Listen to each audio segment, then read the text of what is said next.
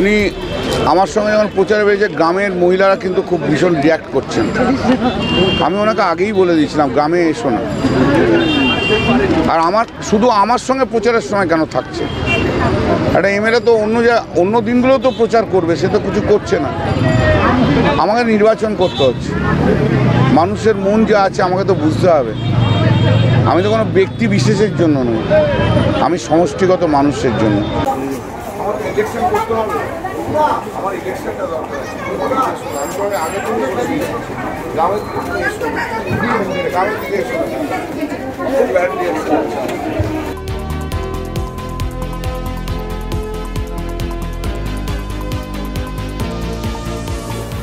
আমি দলীয় কর্মসূচি আমার কাছে ছিল যে আজকে প্রচার হবে, আমি খবর পেয়েছিলাম। আমি যেরকম ভাবে দলীয় প্রচার হয় আমি সেই প্রচারেই গেছি।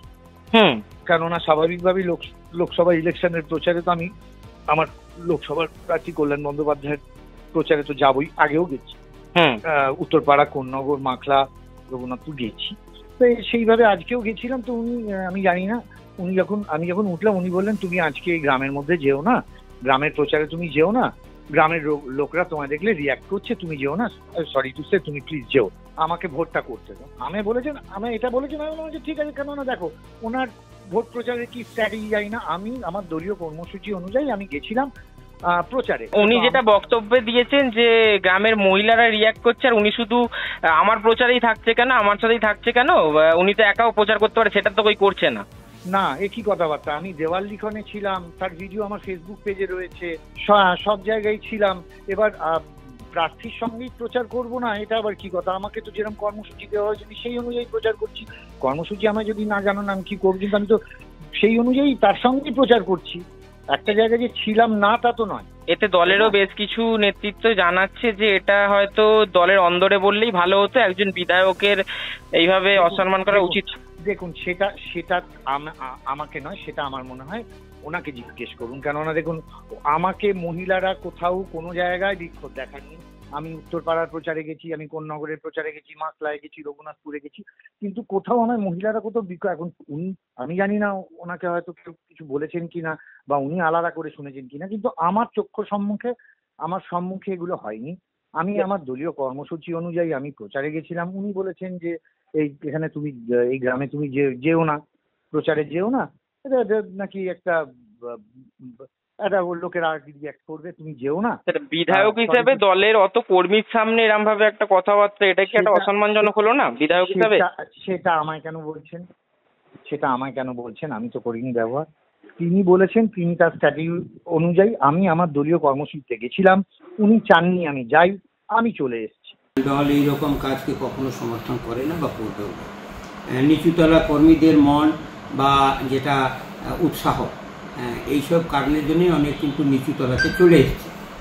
যদিও তৃণমূল কংগ্রেস ওনাকে মনোনীত করেছে, তার জন্য প্রত্যেকটি কর্মী মন লাগিয়ে কাজ করছে, কিন্তু কিছু কিছু এইরকম আচরণ হয়তো আমি একসময় প্রতিবাদ করেছিলাম, বহু লোকের খারাপ লেগেছিল। খারাপ লাগতেই পারে, না লাগার কারণে, কিন্তু আজকের দিনে এটা এমএলএ, কালকে কোনো মিনিস্টার বা কালকে অন্য এমপির জন্য হবে না, এর গ্যারান্টিটা কে নেবে? ওনাকে দল প্রার্থী করেছে, ওনার দলের যে কর্মী আছে, যে সম্পদ আছে, তার সম্মান করা উচিত। নিশ্চিতভাবে উনি আমাদের দলের স্টার প্রচারক, উনি তো স্টার প্রচারক, ঊর্ধ্বতন নেতৃত্ব যে ওনাকে দায়িত্ব দিয়েছে তাকেই প্রশ্নবাচক মুখে ফেলে দিচ্ছেন। এটা ওনার করা উচিত হচ্ছে না। আশা করি আগামী দিন নিশ্চিতভাবে নিজের আচরণের মধ্যে পরিবর্তন ঘটাবেন। এটা বলার যদি প্রয়োজন ছিল তাহলে দলগতভাবে ওনাকে বাড়িতে ডেকে বলে দিতে পারতেন, অফিসে ডেকে বলে দিতে পারতেন। পাবলিকলি কোনো লোককে অপমান করার কারো অধিকারের মধ্যে নেই। আমাকে উনি অপমান করেছিলেন, আমি প্রতিবাদ করেছিলাম। আজ দল আমাকে মনোনীত করে না, দল আমাকে চায় না, আমি কাজ করি না, কিন্তু আমি আপনাকে বলি প্রত্যেকটি দলের কর্মী যারা আছে তার কিন্তু নিশ্চিতভাবে সম্মান আছে। প্রত্যেকটি দলের কর্মীকে সম্মানটা জানিয়ে কিন্তু উনি এই বৈতরণীটা পার হবেন।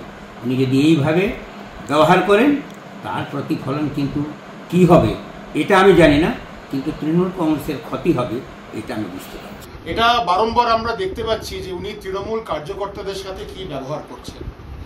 গৃহযুদ্ধ, গোষ্ঠীদ্বন্দ্ব, কল্যাণ বন্দ্যোপাধ্যায়ের পোস্টার তৃণমূলের লোকই ছিঁড়ে দিচ্ছে, তৃণমূলের নেত্রীর দাবি করছে, এটা উত্তরপাড়া, এটা সংবাদ মাধ্যমেই এসছে। আমার একটাই বক্তব্য, এই কল্যাণ বন্দ্যোপাধ্যায়ের ব্যবহারের জন্য হেন কোনো তৃণমূল কার্যকর্তা নেই যে তার বাজে ব্যবহার ফেস করেনি। আজকে কাঞ্চন মল্লিক একজন নির্বাচিত বিধায়ক, ওনাকে গাড়ি থেকে উনি নামিয়ে দিলেন, এটা সংবাদ মাধ্যমের সূত্রে আমি শুনতে পাচ্ছি। আমি তাই জন্য বলি তৃণমূল গৃহযুদ্ধে ভরে গেছে। মহিলাদের একটা সমালোচনার মধ্যে রয়েছেন উনি, এবং যদি উনি থাকেন হয়তো মহিলাদের ভোট কম পড়তে পারে, মানে মহিলারা বিরূপ হতে পারে।